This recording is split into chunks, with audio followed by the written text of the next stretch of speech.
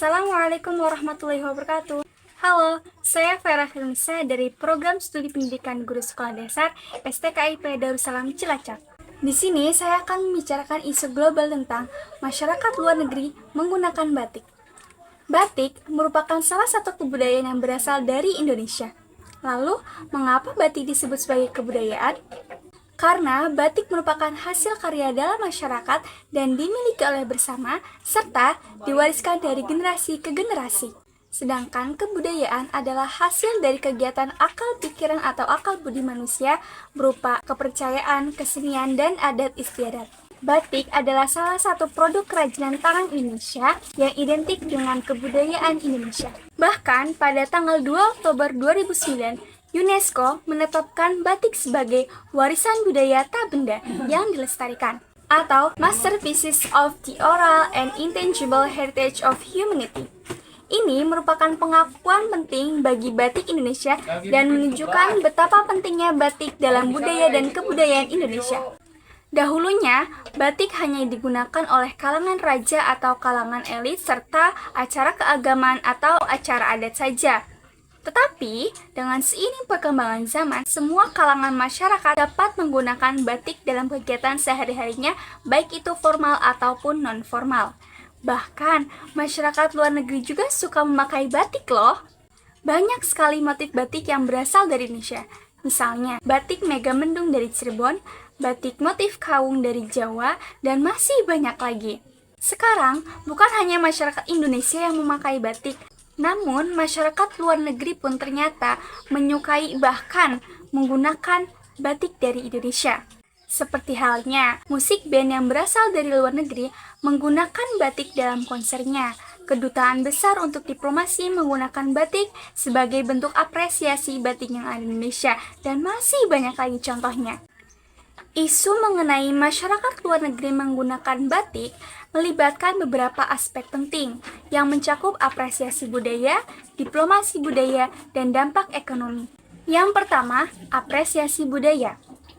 Penggunaan batik oleh masyarakat luar negeri menunjukkan bahwa batik diakui dan dihargai secara global. Ini bisa meningkatkan rasa bangga dan penghargaan terhadap batik Indonesia terhadap warisan budaya sendiri. Namun, di sisi lain, ada kekhawatiran batik bisa diambil tanpa penghormatan yang layak. Yang kedua, diplomasi budaya dapat memperkuat hubungan internasional dan mempromosikan Indonesia yang kaya akan budaya. Yang ketiga, dampak ekonomi. Dengan adanya ketertarikan masyarakat luar negeri menggunakan batik, ini dapat meningkatkan ekspor produk batik yang berkontribusi positif terhadap perekonomian di Indonesia. Tentu ada dampak positif dan dampak negatif bagi bangsa Indonesia. Di satu sisi, ini bisa meningkatkan penghargaan dan apresiasi terhadap warisan budaya lokal, serta mendukung ekonomi lokal. Namun, di sisi lain, ada tantangan yang berkaitan dengan apropriasi budaya.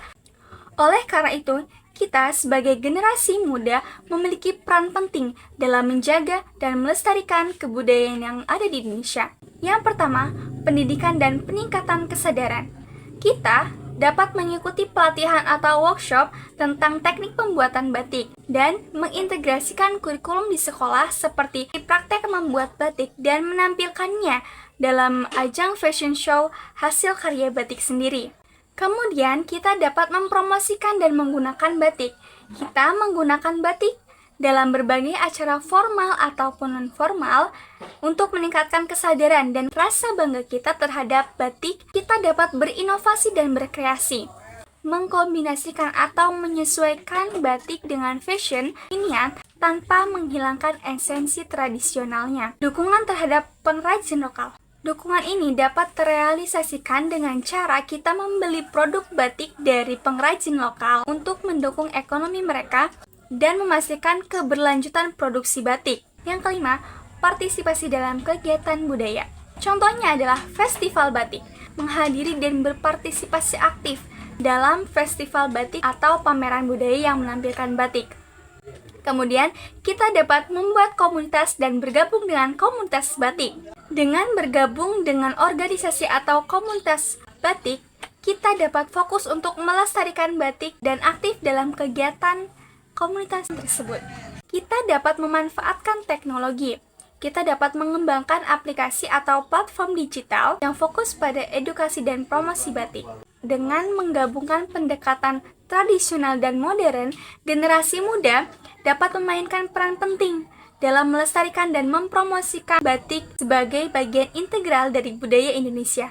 Maka dari itu, mari kita sebagai generasi muda, kita jaga dan lestarikan batik sebagai warisan budaya Indonesia dengan memakai, mempelajari, dan mencintai batik.